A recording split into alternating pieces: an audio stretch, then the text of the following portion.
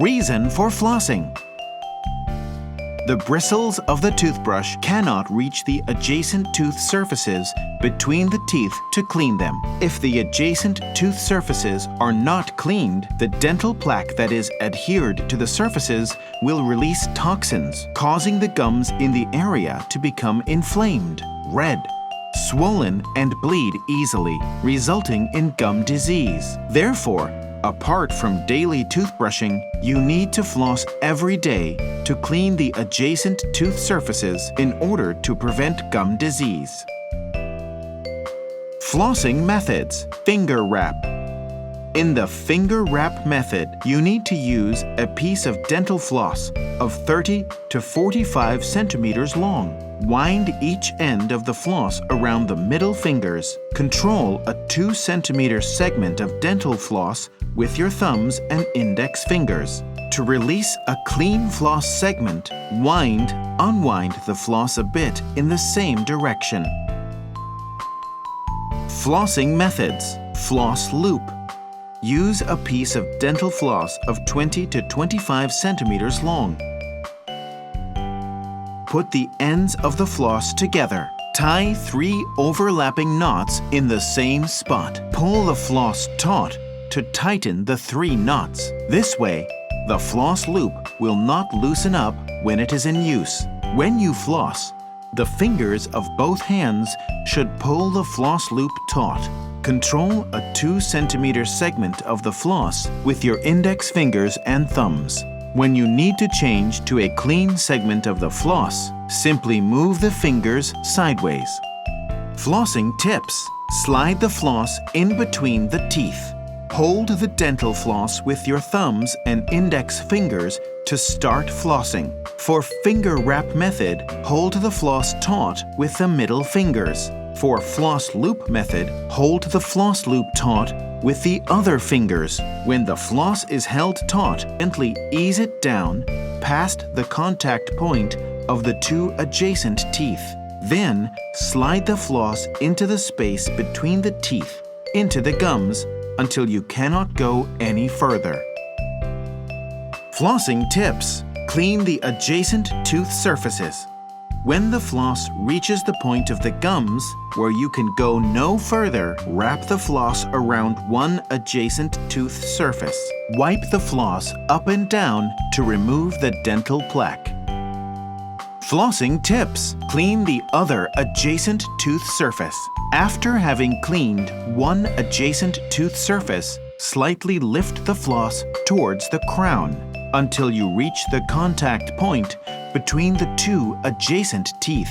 Then, hold the floss taut against the other adjacent tooth surface. Gently ease it into the gums until you cannot go any further. Then, wrap the floss against the surface and wipe it up and down to remove plaque. After having cleaned both adjacent tooth surfaces of the same gap, ease the floss out gently. Notes for flossing. 2 centimeter tips. To master flossing, use the thumbs and index fingers to control a 2 centimeter segment of the floss. The point is to keep the fingers very close to the teeth being cleaned. The longer the floss, the harder to control. Notes for flossing. Floss carefully. Do not force the floss through the contact point between the adjacent tooth surfaces. This will easily injure the gums. In flossing, remember to wrap the floss around the adjacent tooth surface. Do not keep it straight, but keep the floss curve against the adjacent tooth surface. Otherwise, you may hurt the gums. Notes for flossing. Slide the floss into the gums to the point till you cannot go any further. In flossing, when the floss reaches the point in the gums till you go no further, it looks as if the floss is cutting into the gums.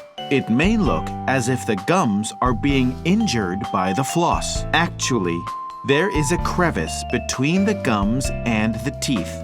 After the floss has passed the contact point, into the interdental space. It can be slid down against the adjacent tooth surface to reach the crevice, or until it cannot go any further.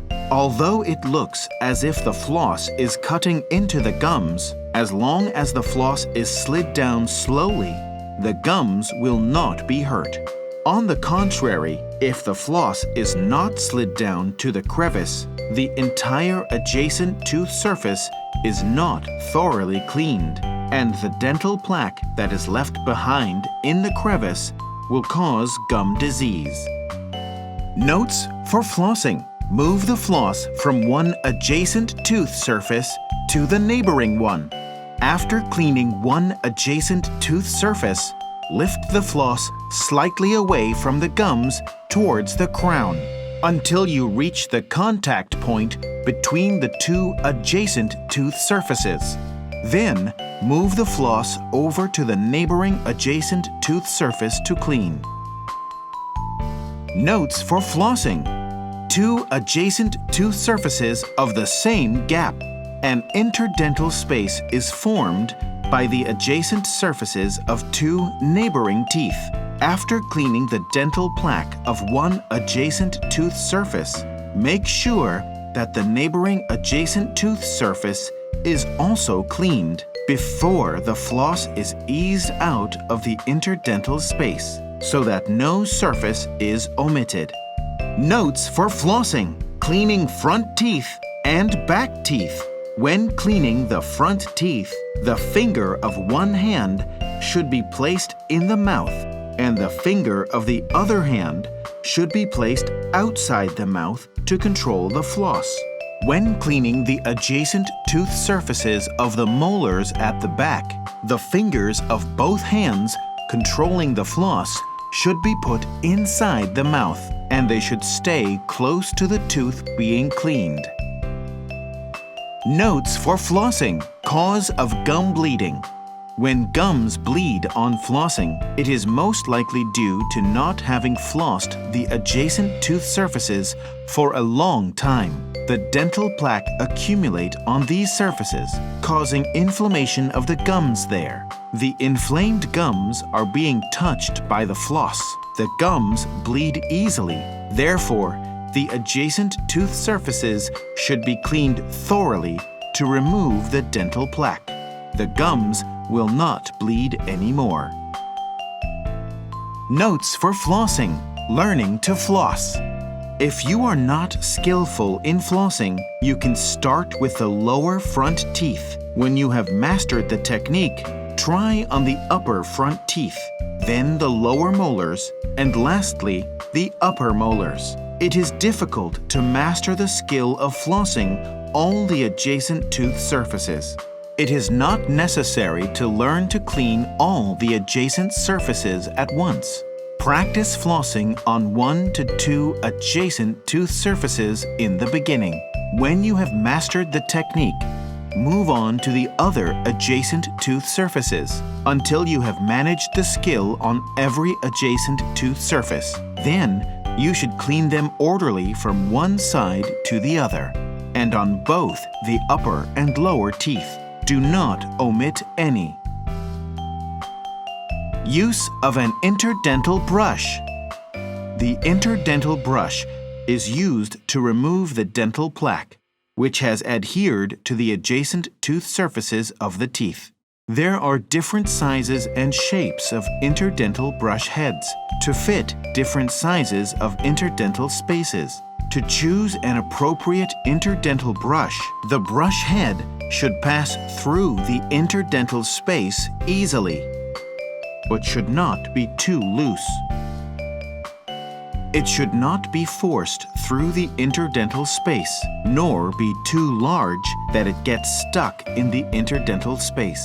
This interdental brush is appropriate for this particular interdental space. Should you have different sizes of interdental spaces in your mouth, different sizes of interdental brushes should be chosen. Place the appropriate interdental brush at the gums and insert it through the interdental space gently. Move it in and out 2 to 3 times. When done, Slide it out gently without using any force, lest the gums are injured. After every session, the interdental brush should be cleaned, dried, and kept for use next time. The interdental brush should be replaced if the bristles are frayed out.